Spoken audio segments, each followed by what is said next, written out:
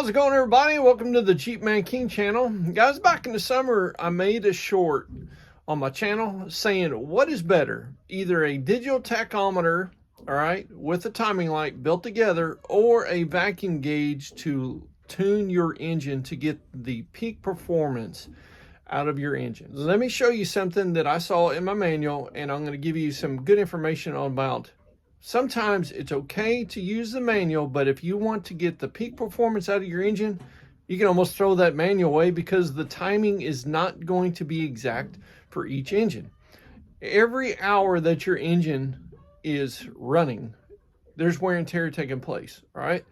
So the timing of your engine is based off of so many different factors before that spark actually hits that spark plug, the electrode, and actually sparks.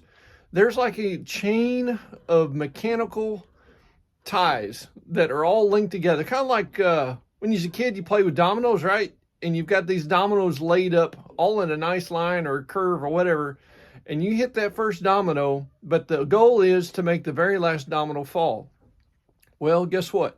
You're trying to time how much time is it going to take from the very start of that domino line to get to the very end, okay, for that last domino to fall. Now, what does that mean for an engine? Well, guess what? In an engine, you've got so many mechanical factors involved in your timing. All right? On the mechanical side, you've got your piston that is going up and down inside your cylinder bore.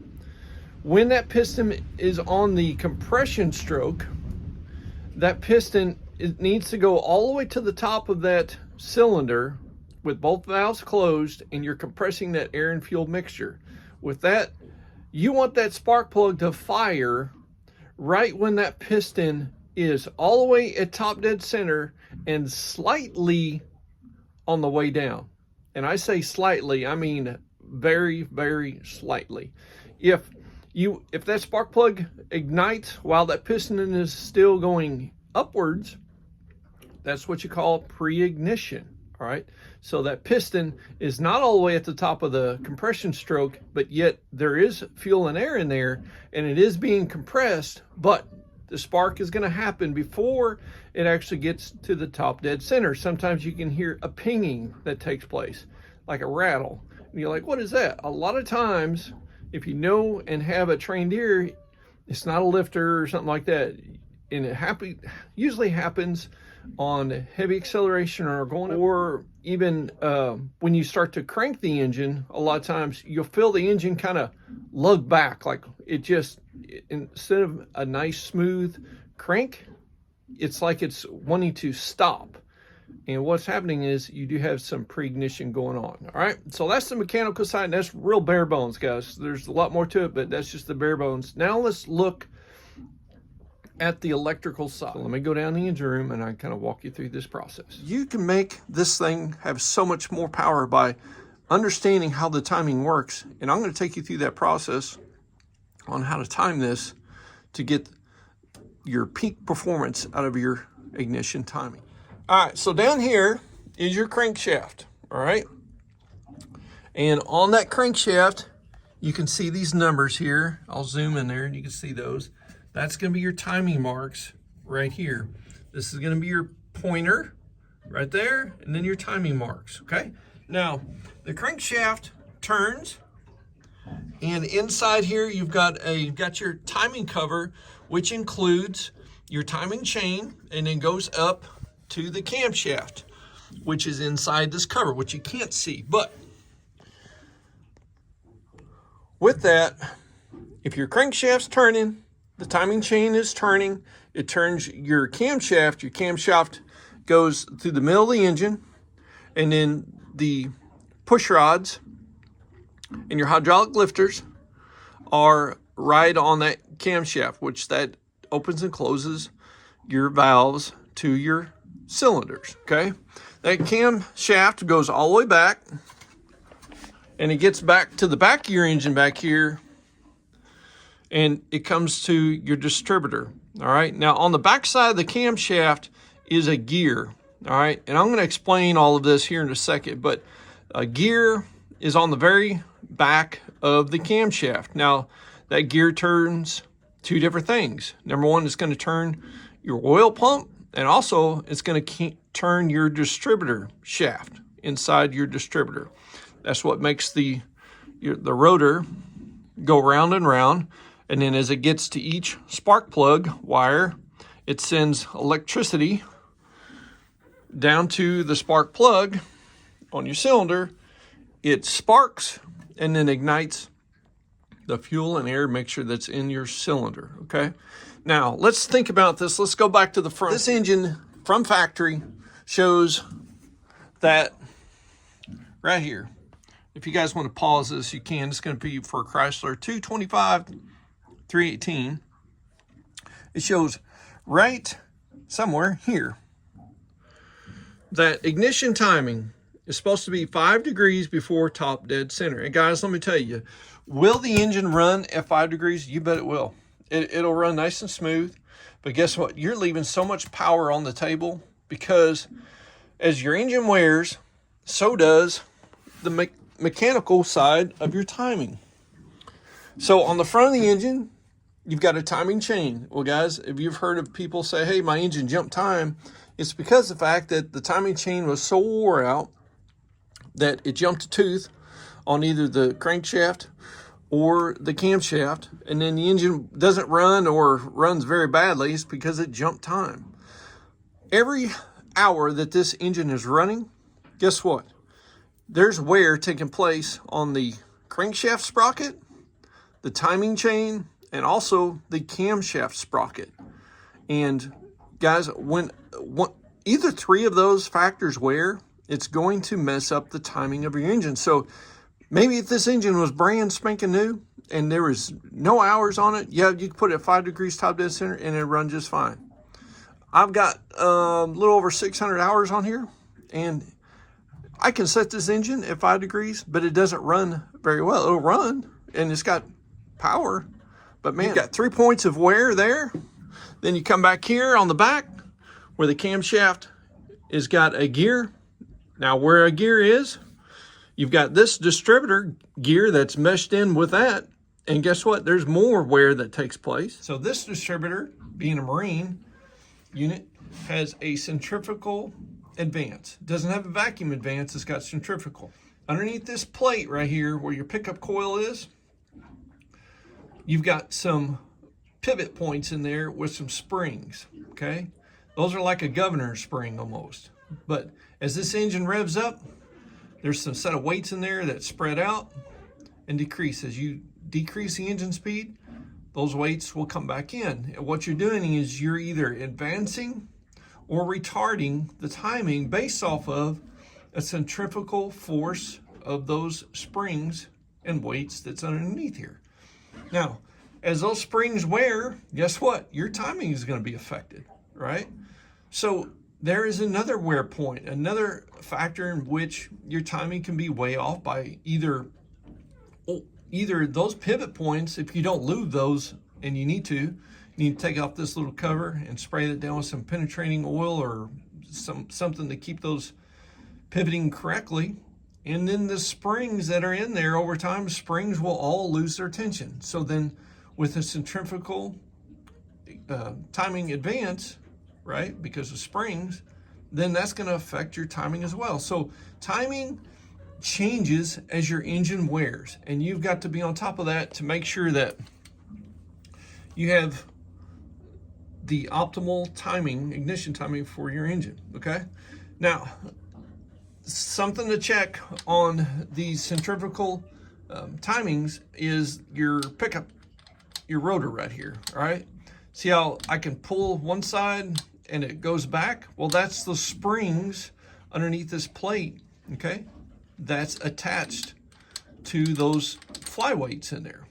And this is something that you need to check, make sure that it does that, because all that does is tell you that the springs are operable, they're working, and that the pivot points are not rusted. Now, right here, there is a little piece of cloth right here in the center of this. This needs to be lubed up. That cloth needs to be in there, and you spray some penetrating oil in there, and that goes down and actually will help lube the shaft here as well. So that is part of a maintenance item that you need to do on your ignition timing, okay? So that's the kind of the bare bones that you need to know, all right? Now, and there's so many different other factors, but I'm kind of going over just the wear items that could really affect the ignition timing on your engine. A lot of people understand too that when you say you take this distributor out, you lose track of where the timing is, where it messes with your gear. If you go to the front of the engine, this engine right here, if you look across, see how this valve cover is a lot more forward, about, I don't know, maybe 2 inches than this one, because of the fact that this is going to be your #1 cylinder. So if you have to do any ignition timing and you have to replace the distributor, all you have to do is point your rotor right here, okay, #1 towards the #1 cylinder, which is located here. And all you have to do is take your spark plug out, take your screwdriver down in there, bring it up, and then make sure that that's pointed towards the #1 cylinder, and it should start. Then you can make your final turn of your distributor to get it running. Now, there's times that you're 180 degrees out, okay? Maybe you're on the intake or exhaust stroke. That's fine. Just keep doing it again until you get it figured out. But that's just one way of looking at it. Which one is your #1 cylinder? Most of the time it's the valve cover that is more forward than the other one is your #1 cylinder, okay? So now let's get back to your cap, all right? Then you got your wires. Your wires go all the way down and then go to your spark plug boots in here. And then from there to your spark plug itself. So it's like a big old domino line. From the time that you push that first one, it takes time for it to hit all of those dominoes and go all the way through before it gets to the last one before it falls over. This is somewhat the same scenario, except there's just different items involved, okay? So just keep in mind that there's multiple wear points that can affect your timing on your engine, and it can either increase or decrease the peak performance of the engine that you have, all right?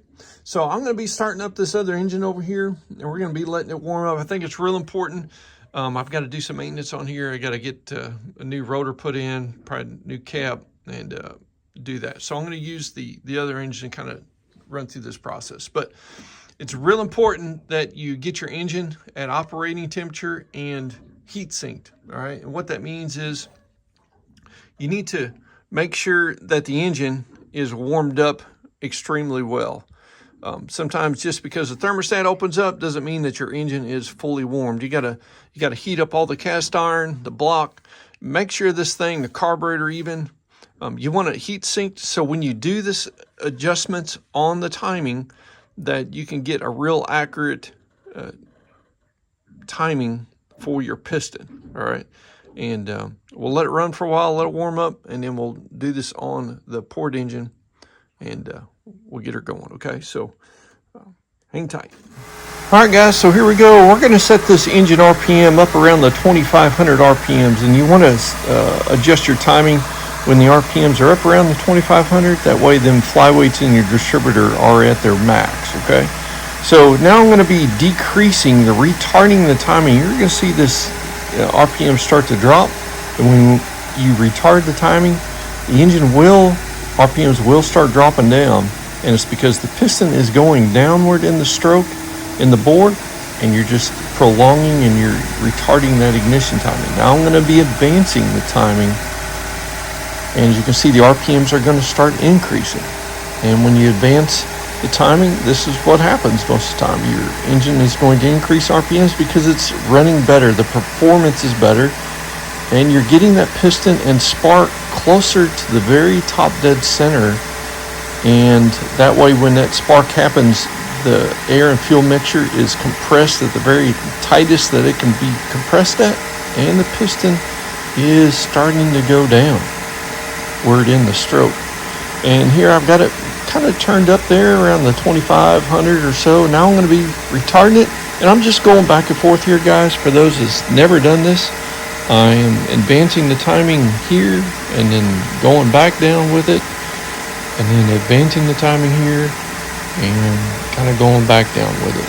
The higher are the RPMs, the more advanced. The lower the RPMs, it's more retarded. Now, once you get close to the maximum advanced timing of your engine, once you meet that threshold, that engine is going to start to stumble when pre-ignition starts to happen. And you can feel it in the engine. I'll actually start to shake a little bit. That's when pre-ignition is happening. When you retard the engine, most of the time, it's just a nice smooth transition. You could drop 200, 300, 400 RPMs and it's just nice and smooth, but the engine RPMs are actually just dropping. So we're going back and forth. We're at 2580 there, is close to max there, and I was feeling a little stumble, so I backed off. There's 2590 right there, and I felt it just stumble just a tad bit, so I backed it off. Now I'm going to fine tune this, and we're going to go ahead and get this set at the maximum advanced timing of this engine and to get the peak performance out of it that she has. So we're going to be bringing it down and then back up one more time, and we're feeling the engine. We're making sure we're just, whatever this engine runs best at, we're going to find out what it is. And right here, 2590, right above the 2590, I'm going to hit about 2600 here in a second. But the 2600 right there just starts to stumble even a little bit more, so I backed her back down. And I'm just playing with it. Now, you want about a 1 or 2 degree timing advance on the safe side. So once I look at that and around the 2570, 2580, 2590, I don't want to keep it right there at the max. I want to retard the engine just slightly. That way I have a little bit of a buffer zone to make sure that I don't have pre-ignition starting to happen in the cylinder. And right here, we're going to do the final check and the final adjustment. And guys, the overall timing on this at idle, once we bring this down, is going to be a whole lot more than at 5 degrees that the manufacturer recommends. And I'll tell you here in just a second once we get this finalized here. But if you've never done this, just play around with it. It's good for you to understand what the engine's doing and what that engine feels like when it's running at its best performance. And also too, you're actually understanding how much power you lose when you don't have the timing set just right on the combustion chamber. And here we go, we're getting it finalized here at the 2580, 2590. I know the 2590 RPMs is just a little bit too much advance, so I'm going to back her off right around that, just the 20 RPMs really overall. And that 20 RPMs that you're seeing there, right here is I get my wrench here and I'm tightening her up around 25, 60, 70, 80 right there, around the 10 to 20 RPMs difference. But guys, it's about a 1 or 2 degree timing retard on that engine, and you are going to be good to go. And right here, get the final little tighten up, and what do we end up with? It's going to be right at the 2560, 2570. There's an 80 in there, but that's about perfect right here, guys. So at the 2500 RPM, I'm looking right at 30 to 32 degrees overall ignition timing, and then I bring it back down to around 700, 750 RPM at idle, and I'm achieving right around 16 to 17 degrees initial timing. And it's made a huge difference of the performance of this engine, and it just gives it a lot more power, idles better, and just overall better fuel efficiency. And guys, what do I choose? I choose a digital tachometer over a vacuum gauge. I just like to see what the engine is doing, and I can see the RPMs, and I can make the final adjustments. So guys, we'll catch you next time on the Jeep Man King channel. God bless.